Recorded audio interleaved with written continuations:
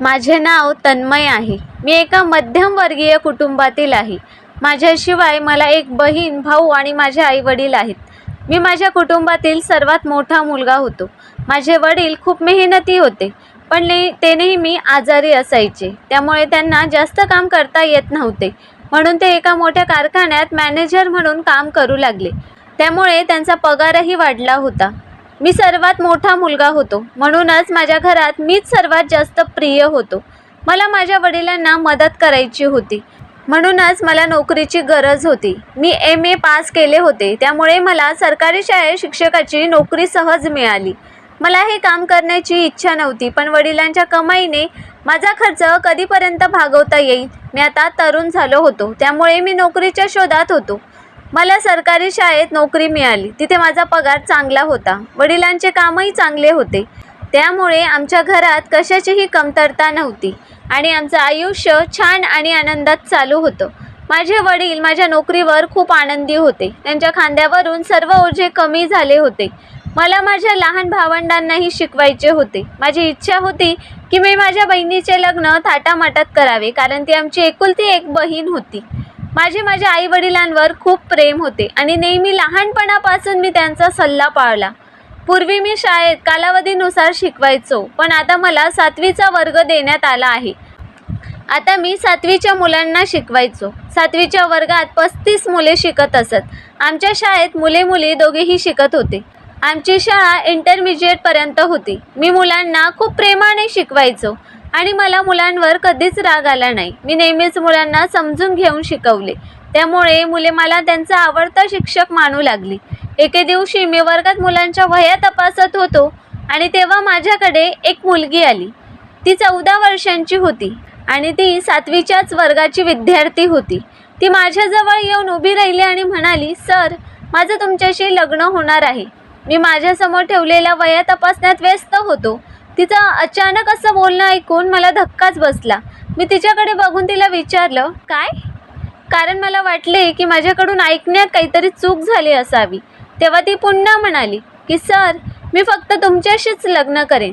तिच्या बोलण्यावर मी काही वेळ तिच्याकडे बघतच राहिलो. जी तिचे शब्द अगदी कडक स्टाईलमध्ये सांगत होती, जणू तिचे शब्द खरे ठरतील. आणि तिच्या दमदार शैलीने मला आश्चर्य वाटले. ती मुलगी खूप हुशार आणि खूप सुंदर होती आणि ती वर्गातील सगळ्यात हुशार मुलगी होती आणि हेच कारण होते की ती इतर शिक्षकांसारखी माझ्याही नजरेत होती. मी तिच्या बोलण्याकडे दुर्लक्ष केले, कारण ती लहान होती आणि तिची कोणतीही गोष्ट गंभीरपणे घेण्याची गरज नव्हती. पण तिचे बालिश बोलणे मला नक्कीच आवडले. पण ती हे मोठ्या सत्याने सांगत होती. मी तिला म्हणालो, "तू हे सर्व काय बोलत आहेस?" तिचे नाव नायरा होते आणि ती खूप निरागस दिसत होती. ती मला पुन्हा म्हणाली, "सर, तुम्ही माझ्याशी लग्न कराल.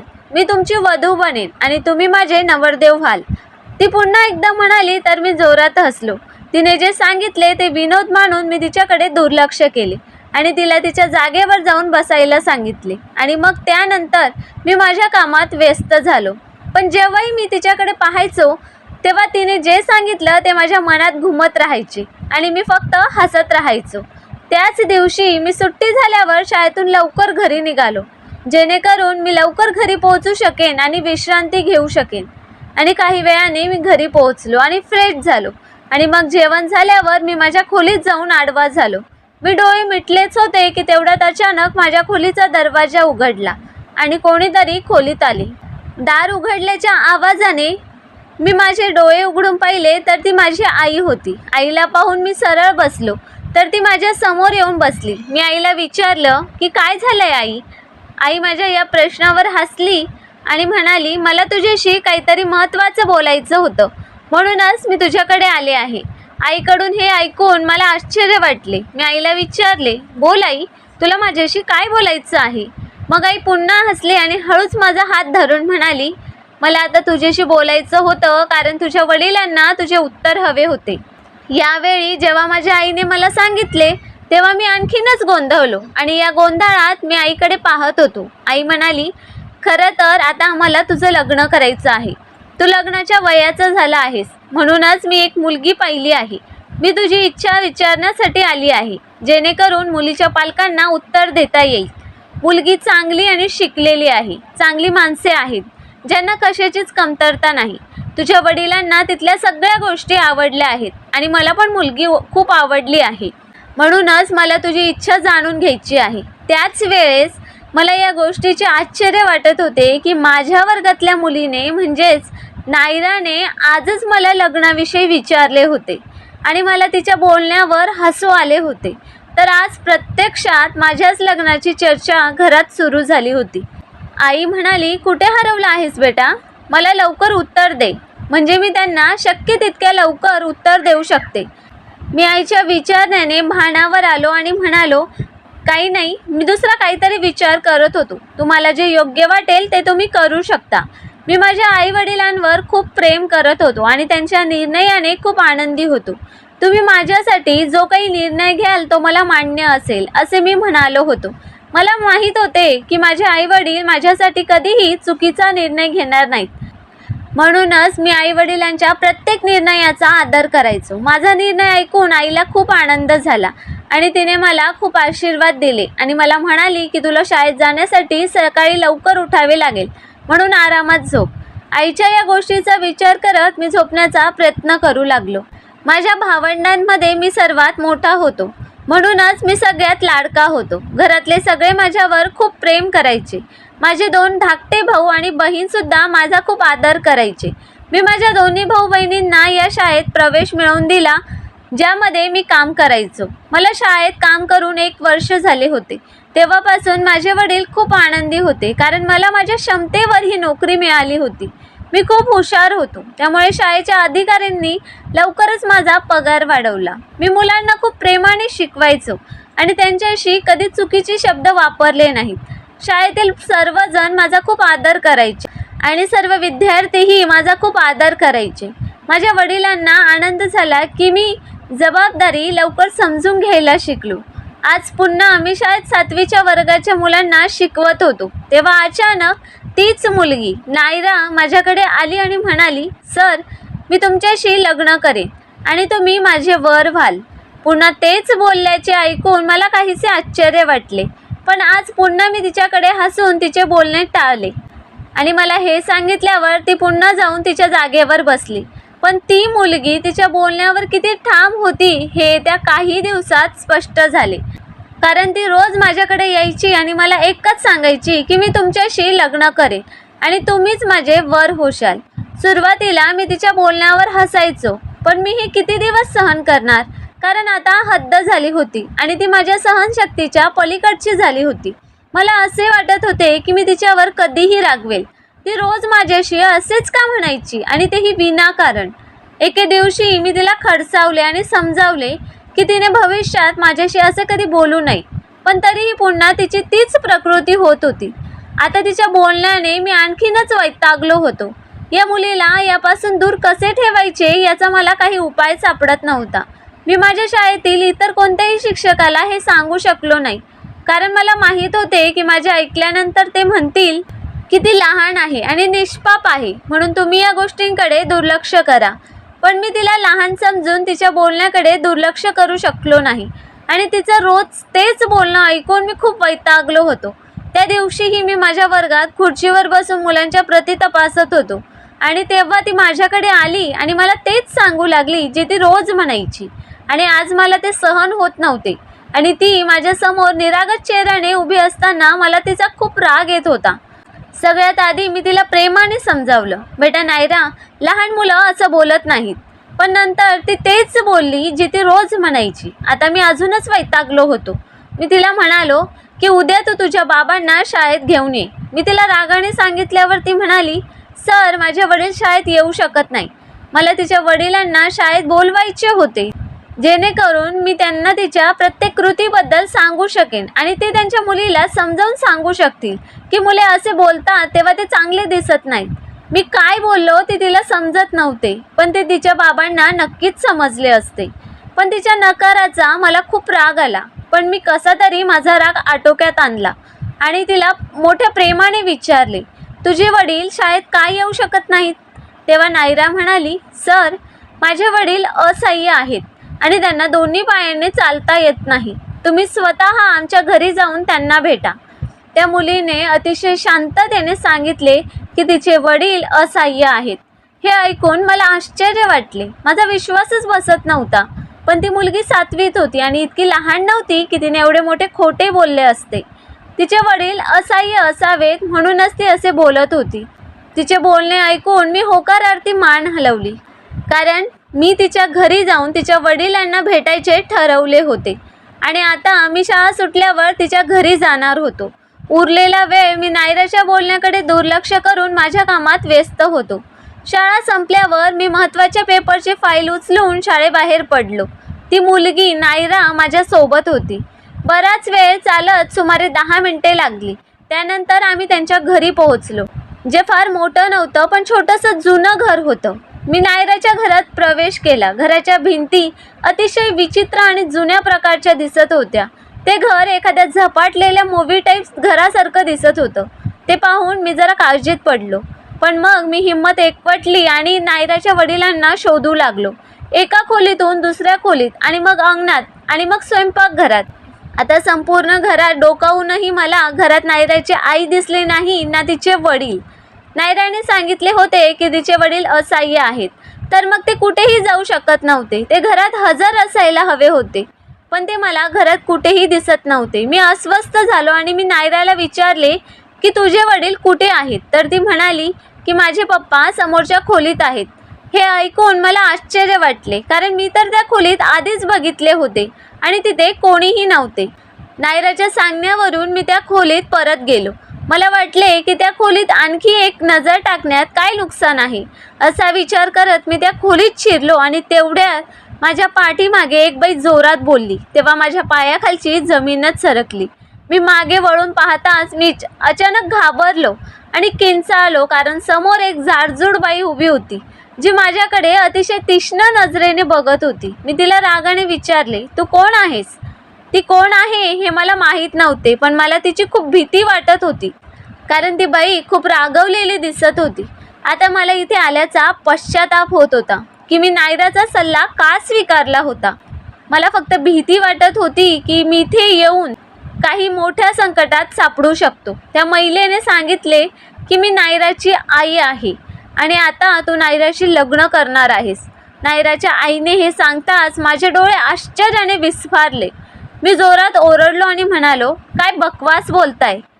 मी तुमचा आदर करतो, पण तुम्ही तुमच्या 14 वर्षाच्या मुलीचे माझ्यासोबत जबरदस्तीने लग्न कसे करू शकता, जिथे ती 14 वर्षांची आहे आणि मी 24 वर्षांचा मुलगा आहे. माझ्या अगोदरच लग्न ठरले आहे आणि तुम्हाला तुमच्या मुलीच्या लग्नात जर इतकाच रस आहे तर तिच्यासाठी समान वयाचा मुलगा शोधा, असं मी रागाच्या स्वरात म्हणालो आणि पटकन बाहेर जाऊ लागलो. पण मी दारातून बाहेरही आलो नव्हतो तेव्हा अचानक मागून कोणीतरी माझ्या डोक्यावर काहीतरी जोरात मारलं. मला काहीच समजत नव्हते की ती कोणती कठीण गोष्ट माझ्या डोक्यावर इतकी जोरात मारली गेली होती की माझे डोके दुखण्याने फुटत होते. मी मागे वळून पाहिले तर नायराच्या आईच्या हातात काठी होती, जी तिने माझ्या डोक्यावर मारली. मी वेदना सहन करू शकलो नाही आणि पुढच्या क्षणी बेशुद्ध होऊन जमिनीवर पडलो. हे सगळं इतकं अचानक घडलं की मला काही विचार करण्याची किंवा समजून घेण्याची संधीही मिळाली नाही. किती वेळ मी बेशुद्ध राहिलो माहीत नाही, पण जेव्हा मी शुद्धीवर आलो तेव्हा माझे डोके इतकं दुखत होतं की मला खूप चक्कर येत होती. माझे डोळेसुद्धा जड होत होते. डोके दाबून मी वेदना कमी करण्याचा प्रयत्न करत होतो. मला जरा आराम वाटला तेव्हा बेशुद्ध होण्याआधीचे दृश्य माझ्या डोळ्यासमोर चमकू लागले. मी कुठे होतो ते आठवण्याचा प्रयत्न करत होतो. खोलीत खूप अंधार होता. मी आजूबाजूला पाहिलं आणि असं वाटत होतं जणू ती कचऱ्याने भरलेली निर्जन खोली आहे, जिथून उग्र वास येत होता. नायरा जिथे मला घेऊन आली होती ते हे घर नव्हते, उलट ही एक वेगळी जागा होती. आता मला त्याचा पश्चाताप होत होता की मी नायराचे म्हणणे का मान्य केले. माझ्या घरी माझी वाट पाहत असतील आणि किती वेळ मी या खोलीत बंद होतो हे मलाच माहीत नाही, म्हणून ते काळजीत पडले असतील. मी माझ्या कुटुंबाला मिस करत होतो. मला इथून बाहेर पडण्याचा कोणताही मार्ग दिसत नव्हता.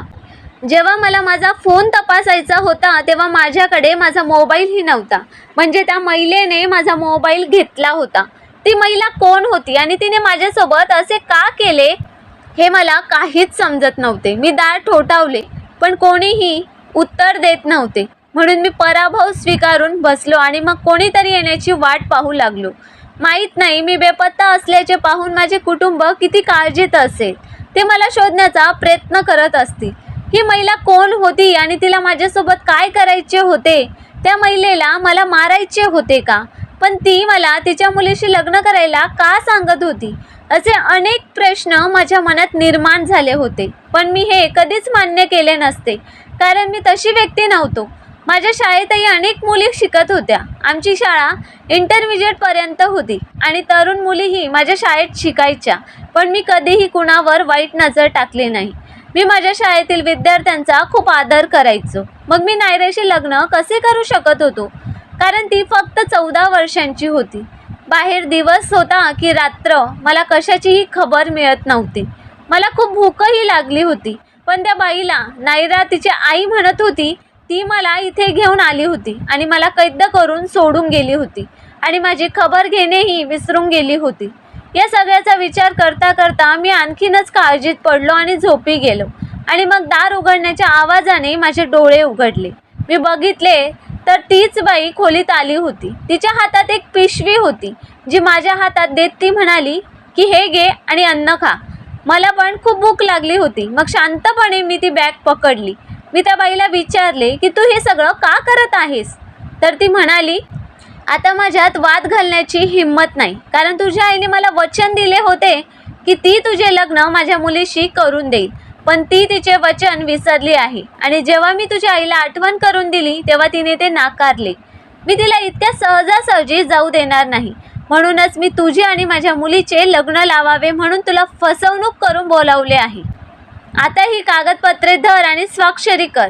ती स्त्री खूप रागाने बोलत होती. तिने कागद आणि पेन माझ्याकडे दिले. तिच्या सांगण्यावरून मी ते कागद हातात घेतले आणि ते वाचून मला राग आला. मला समजले की ते लग्नाचे पेपर होते, ज्यावर एका बाजूला मुलीने सही केली होती, जी बहुधा नायराची असावी. मी त्या बाईला म्हणालो, तू कसली आई आहेस, जी एवढ्या मोठ्या मुलाच्या हाती तुझी निष्पाप मुलगी सोपवत आहेस? तू तुझ्या मुलीसोबत एवढं मोठं पाप करू नकोस. ती अजून तरुण नाही, ती लहान आहे. तुम्ही अल्पवयीन मुलीचे लग्न करू शकत नाही. यासाठी तुम्हाला अटकही होऊ शकते, कारण तुमची मुलगी अजून लहान आहे. यावर त्या महिलेने सांगितले की ती माझी मुलगी आहे. मी तिच्यासोबत मला पाहिजे ते करू शकते. तू शांतपणे कागदांवर सही कर. तुझी आई नाही तर तुला तुझ्या आईने दिलेले वचन पूर्ण करावेच लागेल. यावर मी म्हणालो, माझा माझ्या आईवर पूर्ण विश्वास आहे. ती एका 14 वर्षाच्या मुलीबरोबर माझं लग्न करू शकत नाही. हे ऐकून त्या बाईला राग आला आणि तिने मला विचारले की तुझ्या आईने तुला सांगितले नाही का की तुझ्या आईने मला एक वचन दिले होते की ती तुझे लग्न माझ्या मुलीशी करून देईल? आणि ती बोलत असतानाच तिचा मोबाईल वाजला आणि मग तिने फोन उचलला आणि बोलता बोलता माझ्याकडे पाहू लागली. तिने मला सांगितले की मी उद्या पुन्हा येईन आणि मला कोणत्याही किमतीत या कागदपत्रांवर तुझी सही हवी आहे, अन्यथा ते माझ्यासाठी चांगले होणार नाही. ती मला धमकावून बाहेर गेली. मला आश्चर्य वाटले की ही बाई कशाबद्दल बोलत आहे. आता त्यामुळे मला ही संपूर्ण सत्य जाणून घ्यायचे होते. म्हणून मी तिथून पळून जाण्याचा प्रयत्न केला नाही. मी रात्रीचे जेवण केले आणि ती रात्रही माझ्याकडून शांततेत गेली. दुसऱ्या दिवशी पुन्हा खोलीचा दरवाजा उघडून खोलीत एक महिला नाही तर एक पुरुष आला होता. पण तो माणूस व्हीलचेअरवर बसलेला पाहून मला आश्चर्य वाटले. याचा अर्थ तो असहाय्य माणूस आहे. त्याने मला न विचारता स्वतःबद्दल सांगितले की मी नायराचे वडील आणि मला इथे आणणारी व्यक्ती नायराची आई आहे. तो माणूस 40 वर्षांचा होता, तर त्याची पत्नी ती 35 वर्षांची असेल. मी त्या माणसाला काहीतरी विचारण्याचा प्रयत्न केला, पण त्याने मला गप्प राहण्यास सांगितले आणि नंतर माझ्या कोणत्याही प्रश्नाचे उत्तर न देता मला त्याच्या मागे येण्यास सांगितले. मी पटकन त्याच्या मागे गेलो. मला त्या घरातून बाहेर काढल्यानंतर त्याने मला अनेक रस्त्यांवरून नेले आणि 20 मिनिटांनंतर मला दुसऱ्या घरात नेले. हे घर खूप स्वच्छ आणि दुमजली घर होतं. हे घर बाहेरून कितीतरी पटीने सुंदर होतं. त्याने मला एका खोलीत आणून खोलीचा दरवाजा आतून बंद केला. त्या माणसाने मला फ्रेश व्हायला सांगितले. त्याच्या विनंतीवरून मी फ्रेश झालो. मग समोर बसून त्याने निकिता नावाने हाक मारली. तेव्हा एक सुंदर तरुणी तिच्या हातात अन्नाचा ट्रे घेऊन आली. त्या माणसाने मला सांगितले की ही माझी मुलगी निकिता आहे. तिने बनवलेले जेवण तुला खूप आवडेल. मी ते अन्न खाण्यास नकार दिला आणि त्याला या घरात आणण्याचे कारण विचारले, तर तो माणूस म्हणाला की मी तुला तुझ्या सर्व प्रश्नांची उत्तरे देईन, घाबरू नकोस आणि कोणतीही काळजी न करता तू जेवण कर. मग मी आधी पोटभर जेवण केले, कारण मला खूप भूक लागली होती आणि जेवण खूप चवदार बनवले होते. जेवण झाल्यावर त्या माणसाने बोलायला सुरुवात केली आणि तो म्हणाला की माझी मुलगी आणि माझ्या पत्नीमुळे तुम्हाला खूप त्रास सहन करावा लागला, त्याबद्दल मला माफ करा. त्या माणसाने माझ्यासमोर हात जोडले. तेव्हा मी त्याला विचारले की तुमची बायको माझ्या आणि नायराच्या लग्नाबद्दल जे बोलते ते खरे आहे का? माझ्या या प्रश्नावर त्याने होकारार्थी मान हलवली आणि तो माणूस पुढे म्हणाला की पण ही गोष्ट पूर्ण सत्य नाही, संपूर्ण सत्य मी तुम्हाला सांगतो. मग त्याने पुढे बोलायला सुरुवात केली की माझी पत्नी संगीता आणि तुझी आई या दोन्हींमध्ये घट्ट मैत्री होती. त्या दोघी बालपणीच्या मैत्रिणी होत्या. त्या दोघांमध्ये फक्त वयाच्या 1 वर्षाचा फरक होता. तुझा जन्म झाला तेव्हा तुझ्या आईला खूपच आनंद झाला, कारण तू मुलगा होतास आणि या गोष्टीवर तुझ्या आईच्या आनंदाला सीमा नव्हती. आणि फक्त 4 महिन्यानंतर माझ्या मुलीचा जन्म झाला, निकिताचा, जी आता जेवण घेऊन आली होती. तेव्हा तू 4 महिन्यांचा होतास. माझी बायको मुलीच्या जन्माने निराश झाली होती, कारण तिलाही मुलगा हवा होता. पण तुझ्या आईने वचन दिले की ती निकिताला सून बनवून घेऊन जाईल. त्यामुळे माझी पत्नीही खूप खुश झाली, कारण त्यांची मैत्री आता नात्यात बदलणार होती. तसंच तुझ्या आईने वचन दिलं की ती तुझं लग्न माझ्या मुलीशी करेल. तुझी आई कदाचित हे वचन विसरली असेल, पण माझ्या पत्नीला ते अजूनही आठवते. आणि तुझ्याबद्दल निकिताला पण चांगलं माहीत आहे, कारण निकिता मोठी झाल्यावर तिच्या आईने तिला तसे सांगितले की मी तुझे नाते फायनल केले आहे. तुझ्या भावी पतीचे नाव तन्मय आहे, म्हणून तू इतर कोणत्याही मुलाबद्दल कधीही विचार करू नको. मला तुझं लग्न माझ्या मैत्रिणीच्या मुलाशी करायचं आहे. आमच्या मैत्रीचं रूपांतर नात्यात व्हावं अशी माझी इच्छा आहे. माझ्या मुलीने तिच्या मनात दुसऱ्या मुलाचा विचारही केला नव्हता, कारण लहानपणापासून तिला सांगण्यात आलं होतं की तिचं नातं पक्कं होतं. म्हणूनच तिने तन्मय हे नाव कायम मनात ठेवलं.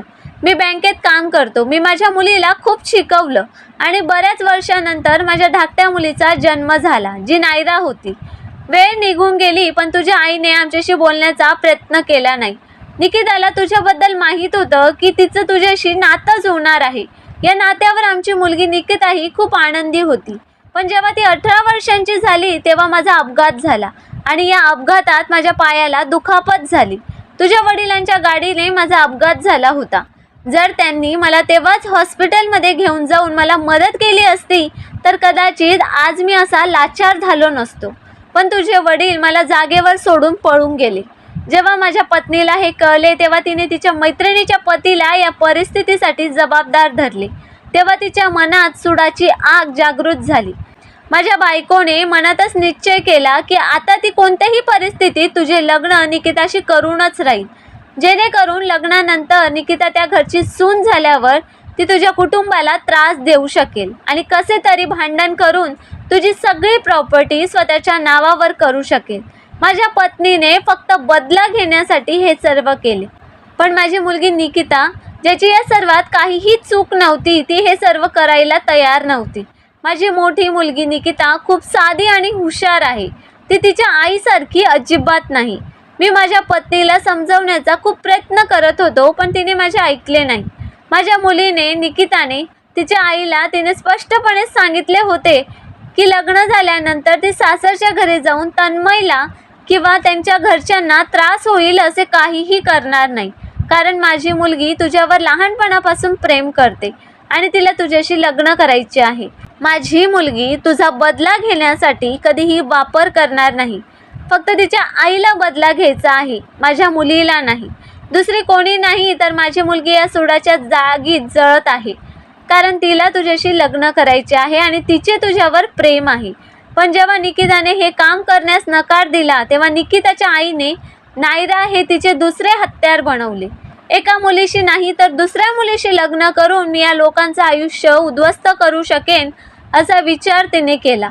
तिने मुद्दाम माझ्या धाकट्या मुलीला तुमच्या शाळेत प्रवेश दिला आणि ती तिला रोज शिकवायची की तुला शिक्षकांकडे जाऊन हे बोलायचे आहे.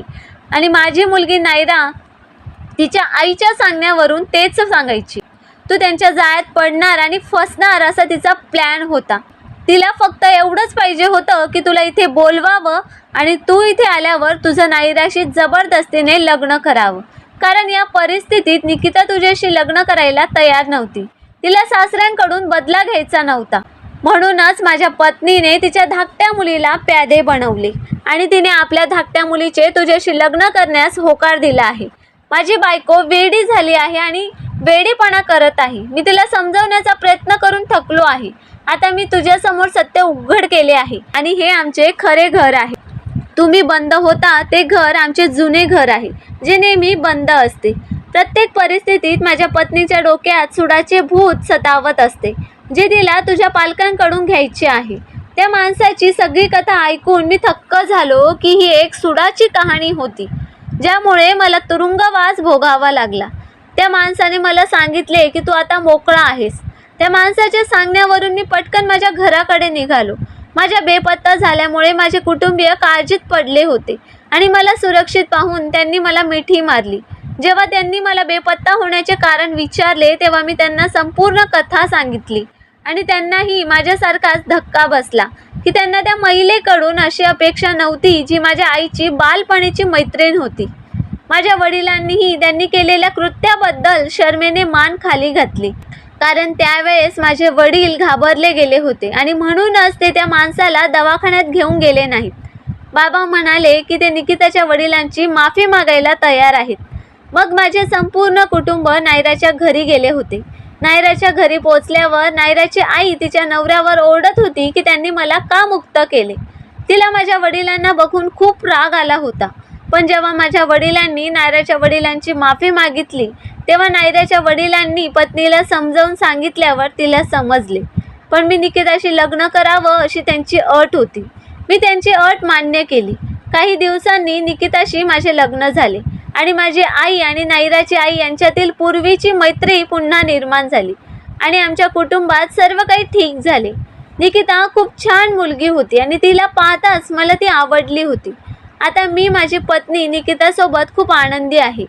माझी आई निकिताला आपली सून नाही तर मुलगीच मानते. माझ्या आई वडिलांच्या निर्णयावर माझा कोणताही आक्षेप नव्हता आणि त्यामुळेच सर्व काही घडले. आता आम्ही सर्व एकत्र खूप आनंदी आहोत आणि कोणतेही दुःख न करता आपले जीवन शांततेने जगत आहोत. आता आम्ही सगळे नायराला तिच्या जुन्या गोष्टी सांगून चिडवतो. गरीब मुलीला खूप लाज वाटते कारण तिने आईच्या सांगण्यावरून हे केले. आता नायरा खूप मोठी झाली आहे. आम्ही अनेकदा तिच्या बालपणीच्या आठवणी काढून खूप हसतो. मित्रांनो, आयुष्यात कधीही आपण आपला सूड घेण्यासाठी एवढ्या प्रमाणात कधीच झुकता कामा नये की आपल्यामुळे समोरच्याला इतका त्रास सहन करावा लागतो. लक्षात ठेवा, असा कोणताही निर्णय घेऊ नका ज्याचा तुमच्या मुलांच्या जीवनावर नकारात्मक परिणाम होईल. नायराच्या आईने तिला नेहमीच बदला घेण्याचा चुकीचा धडा शिकवला होता. तर मुलांना नेहमी लहान मुलांसारखे वागवा. त्यांना मोठे करण्याचा प्रयत्न करू नका. तर मित्रांनो, स्टोरी कशी वाटली ते कमेंट करून नक्कीच सांगा. आम्ही नेहमीच तुमच्या कमेंट्स आणि लाईकची वाट बघत असतो. आणि स्टोरी आवडली असेल तर चॅनलला सबस्क्राईब करायला पण विसरू नका. धन्यवाद.